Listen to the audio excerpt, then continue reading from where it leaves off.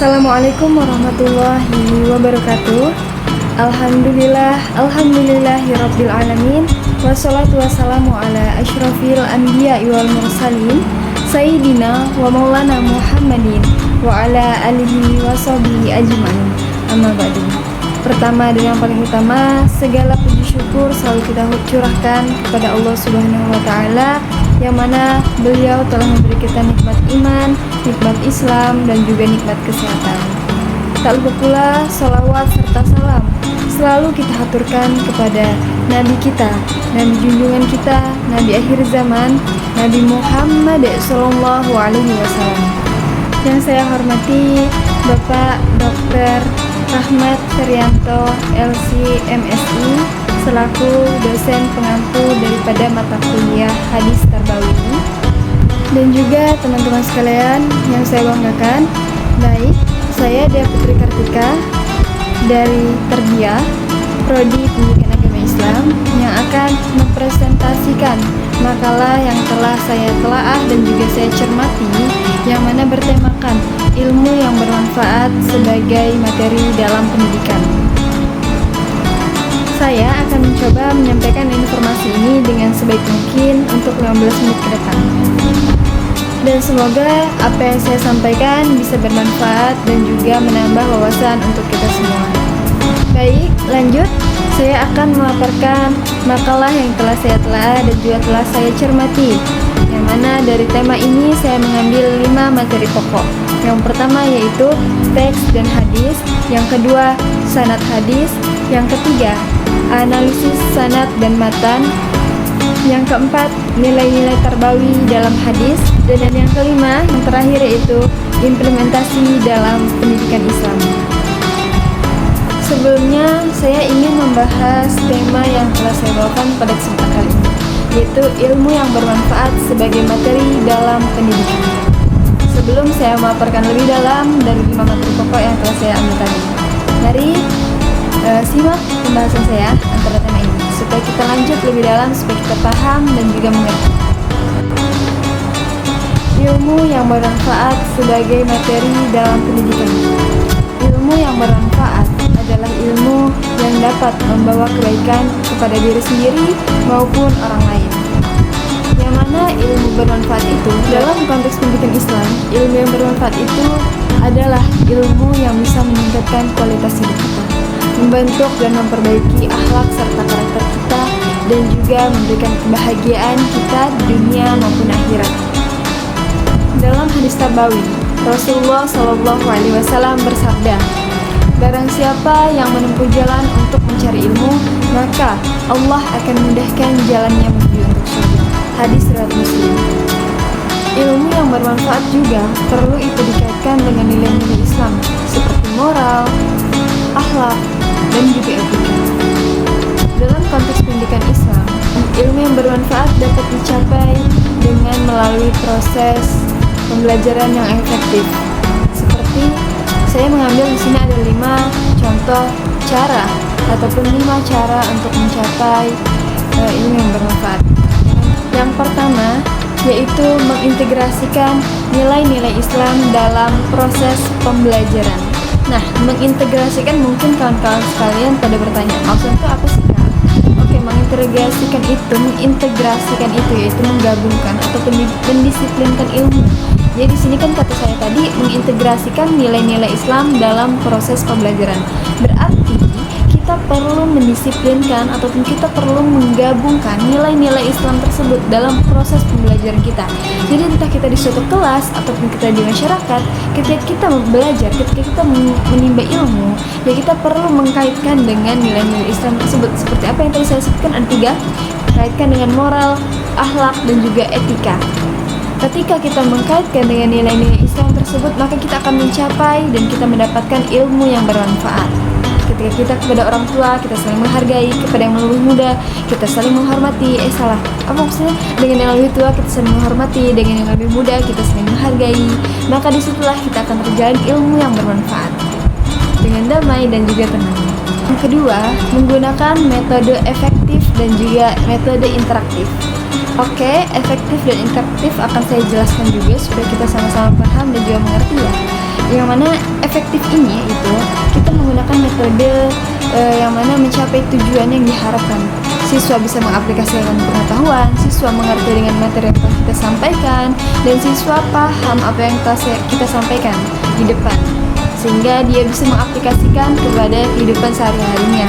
Pembelajaran efektif ini juga kita sebagai guru ataupun kita sebagai pengajar perlu tuh kita memperhatikan gaya belajar siswa, dan kita perlu juga ada perencanaan yang baik sehingga kita bisa menciptakan ruang belajar yang bermakna dan tidak membuang-buang waktu dan tidak sia-sia terbuang begitu saja.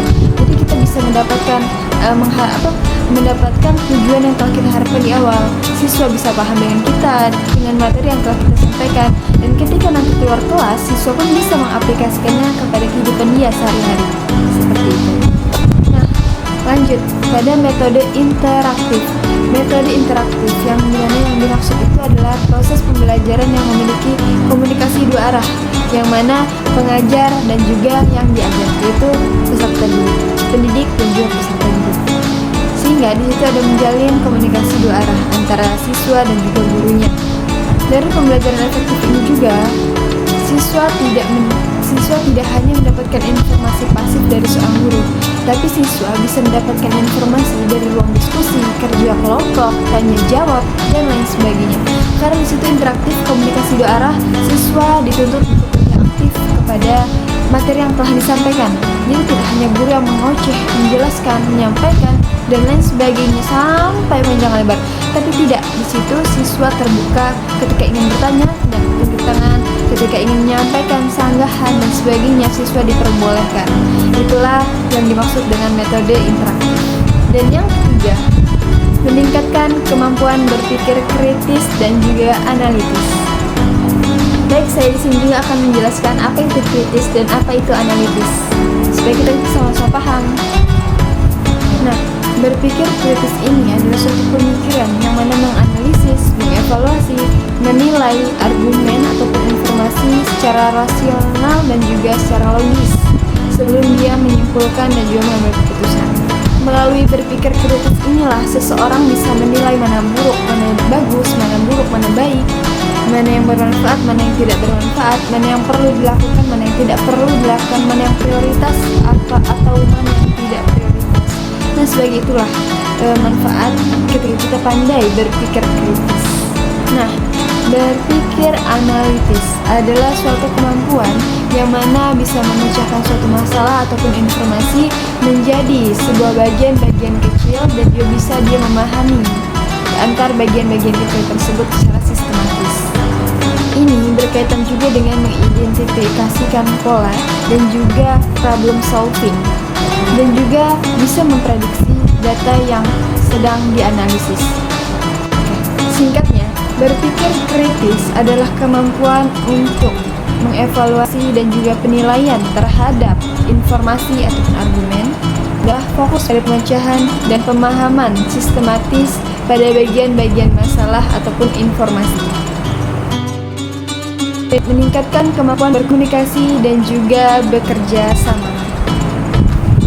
Yang kelima, yang terakhir, yaitu meningkatkan suatu kesadaran akan pentingnya ilmu yang bermanfaat. Dengan demikian, ilmu yang bermanfaat dapat menjadi materi yang efektif dalam ilmu pendidikan. Konteksnya dalam konteks pendidikan Islam.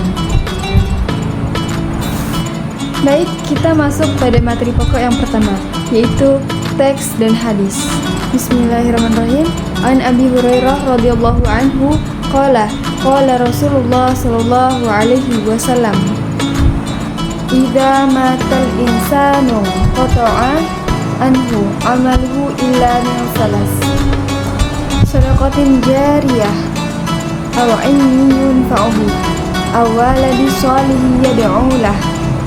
Artinya, apabila manusia meninggal dunia, maka terputuslah amalnya kecuali dari 3 hal.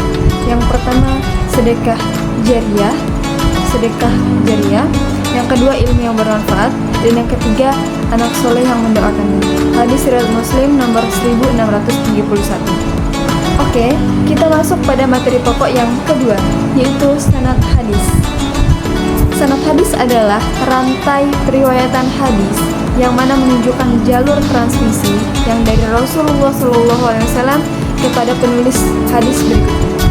Yang mana sanad hadis ini juga berfungsi sebagai bukti otentikasi hadis dan juga kesahihan hadis tersebut. Pokok yang ketiga yaitu analisis sanad dan juga analisis matan. Oke, di sini aku juga bakal menjelaskan apa itu sanad dan apa itu matan, supaya kita lebih paham untuk mencerna dan juga memahami rangkaian daripada semua perhadisan. Matan hadis. Matan hadis adalah isi atau teks yang berisikan perkataan, perbuatan, ataupun ketetapan Rasulullah SAW. Matan hadis ini adalah yang paling penting di dalam hadis karena dia berisikan ajaran ataupun ketetapan Rasulullah SAW yang ingin disampaikan oleh Rasulullah SAW kepada kita semua. Di situ adalah disebut matan hadis, isi dan juga teks. Baik, kita masuk kepada analisis sanad dan juga analisis matan daripada hadis yang saya bacakan tadi, hadis riwayat Muslim nomor 1631. Semua perawi dalam hadis ini dinilai siqah ataupun terpercaya oleh para ulama jarh wa ta'dil. Hadis ini bersambung, tidak ada cacat, tidak ada kejanggalan, dan hadis ini juga berstatus li zatihi karena diriwayatkan oleh Imam Muslim. Isi hadis itu juga selaras dengan prinsip dasar Islam yang mana membicarakan tentang pentingnya amal yang bermanfaat bagi umat manusia. Yang mana yang disebutkan dalam 3 hadis tersebut itu berkesakutan ataupun berkelanjutan bagi umat manusia hingga ia memperoleh pahala walaupun ia telah wafat. Kita masuk ke materi pokok yang keempat, yaitu nilai-nilai tarbawi dalam hadis.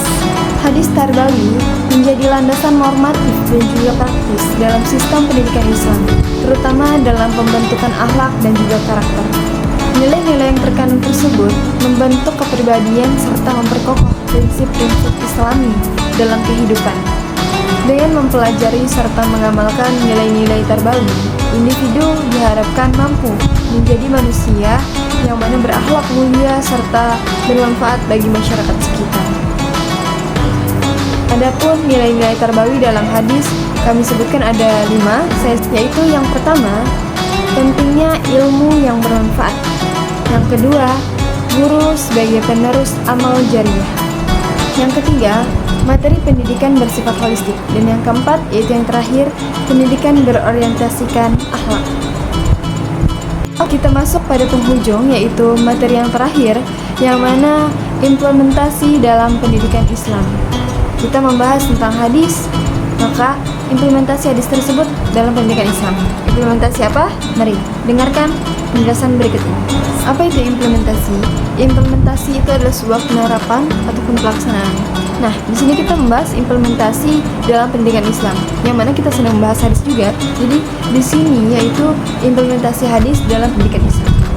Implementasi ini dapat melalui metode-metode pembelajaran dan juga internalisasi nilai dalam aktivitas pendidikan yang mana bertujuan ataupun berfungsi untuk membentuk karakter individu ataupun peserta didik, moral, etika, akhlak mereka, dan juga pemahaman mereka.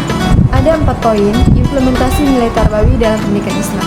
Yang pertama, kurikulum Islami yang mana menyeimbangkan ajaran Islam, agama dan juga sains.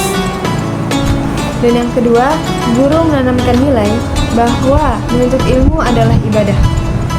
Ketiga, peserta didik diarahkan untuk mengamalkan ilmu yang telah ia pelajari. Dan yang keempat, lembaga pendidikan menjadi wadah lahirnya ilmuwan yang berakhlak.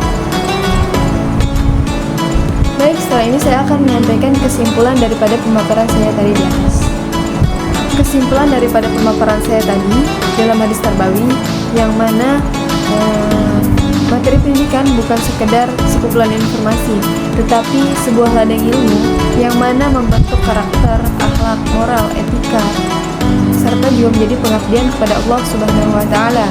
Maka dari itu, guru dan juga lembaga pendidikan harus lebih selektif dalam memilih materi agar sesuai dengan nilai-nilai Islam serta kebutuhan zaman. Mungkin cukup sekian pemaparan yang dapat saya sampaikan pada kali ini, dan saya berharap saya menerima dengan lapang dada. Saya sangat membuka untuk kritikan, sanggahan, tambahan maupun apapun itu. Dan dengan Bapak, semoga Bapak berkenan untuk mengoreksi saya sehingga saya dapat mengevaluasi Pak ke depannya. apa yang menjadi kekurangan sehingga saya bisa mengevaluasi dan saya memperbaiki. Mungkin cukup sekian. Wassalamualaikum warahmatullahi wabarakatuh.